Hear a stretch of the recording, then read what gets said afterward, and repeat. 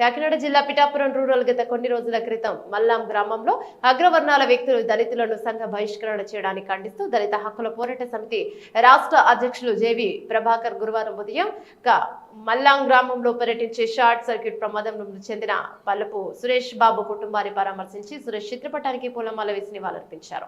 అన్ని విధాలుగా సహాయం అందే విధంగా ప్రభుత్వం దృష్టికి తీసుకువెళ్తామని హామీనిచ్చారు. ఇక సాంఘిక బహిష్కరణ జరిగిన తీరును గ్రామస్తులను అడిగి తెలుసుకున్నారు. గ్రామ పర్యటన ముగించుకుని పిఠాపురం సూర్య రాయ గ్రంథాలయంలో శాఖ రామకృష్ణ అధ్యక్షతన బహిష్కరణ రాజ్యాంగ విరుద్ధమనే అంశం మీద ఏర్పాటు చేసిన రౌండ్ టేబుల్ సమావేశంలో ముఖ్య అతిథిగా పాల్గొని వ్యక్తులతో చర్చించారు. అనంతరం ప్రభాకర్ మీడియాతో మాట్లాడుతూ నాగరికత విద్యా విధానాలతో అభివృద్ధి చెందుతున్న సప్త సమాజంలో సాంఘిక బహిష్కరణ నాగరికత రాజ్యాంగంలో లేని అంశమని, ఈ బహిష్కరణ దళిత హక్కుల పోరాట సమితి తరపున తీవ్రంగా ఖండిస్తున్నామని, బహిష్కరణకు పాల్పడిన ద్రోహులను కఠినంగా శిక్షించకుండా శాంతి కమిటీ వేయడం జిల్లా కలెక్టర్ ఆర్డీఓని తప్పుపట్టారు. షార్ట్ సర్క్యూట్ ప్రమాదానికి గురై మృతి చెందిన సురేష్ కుటుంబంలో తన భార్యకి ఉద్యోగం కల్పించాలని, పిల్లలకు చదువులకు అయ్యే ఖర్చులు కూడా ప్రభుత్వమే భరించాలని, సరైన గృహం లేక ఫ్లెక్సీల నీడల్లో తలదాచుకుంటున్న కుటుంబానికి గృహ నిర్మాణానికి ఆర్థిక సాయం అందించాలని ఆయన డిమాండ్ చేశారు. కార్యక్రమంలో సిపిఐ జిల్లా కార్యదర్శి కె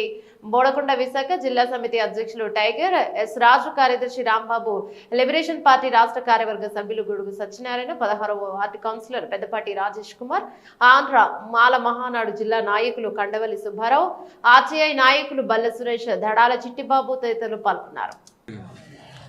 అప్పుడు మన సింహాచలం ఇంకా ఇతర సంఘాలు దళిత పోరాట సమితిని కలిపి 40 రోజులు మరి ఉద్యమం చేసిన తర్వాత కానీ 2 మీద కేసులు పెట్టడం జరగలేదు.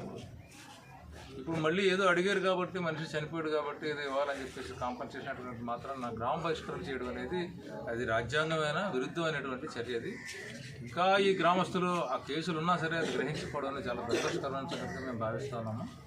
ప్రభుత్వం కూడా శాంతి కమిటీ వేశారు, మంచిదే, కానీ ఎవరు నిజంగా దొంగలు, దీని కారకులు ఎవరు అనే దాని గురించి కూడా ప్రభుత్వం ఇంకా గుర్తించలేదు.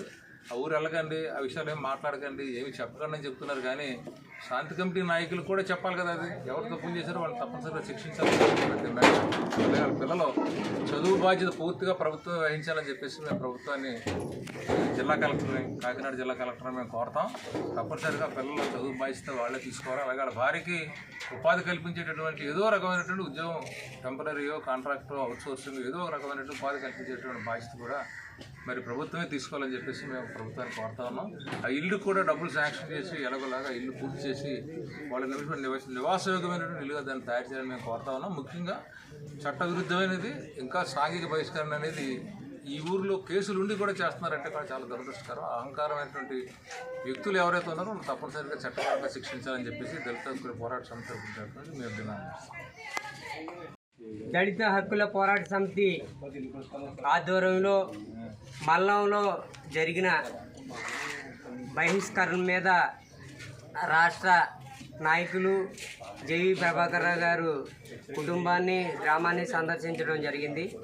అయితే కంప్యూటర్ యుగంలో కూడా ఇలా బహిష్కరణలు అనేది చాలా దురదృష్టకరం. ఇంకా ఈ ప్రభుత్వాలు కానీ, నాయకులు కానీ ఇక్కడ ఏ ప్రపంచంలో ఉన్నారో అర్థం కాని పరిస్థితి. ఇక్కడ ఒక దళిత యువకుడు చనిపోయారు. చనిపోయిన తర్వాత అన్నీ సక్రమంగానే జరిగాయి. ఇక్కడ కొంతమంది ఇలాగా కుల బహిష్కరణ అనే ఆలోచన రావడం అనేది చాలా ఇబ్బందికరం. అందుకని కుటుంబానికి పోషించే దిక్కు, పెద్ద దిక్కు చనిపోయారు కనుక ఇవాళ ప్రభుత్వం, ఇక్కడ స్థానిక ఎమ్మెల్యే పవన్ కళ్యాణ్ గారు ఇక్కడ సందర్శించి వీళ్ళకి ఆర్థిక పరిస్థితిని చూసి వీళ్ళకి సహాయం, అన్ని విధాల సహాయం అందించాలని కోరుతా ఉన్నాం. ఎందుకంటే చదువుకున్న పిల్లలు, 2 పిల్లలు, పాప బాబు ఉన్నారు, వాళ్ళ భవిష్యత్తును చూడాలి.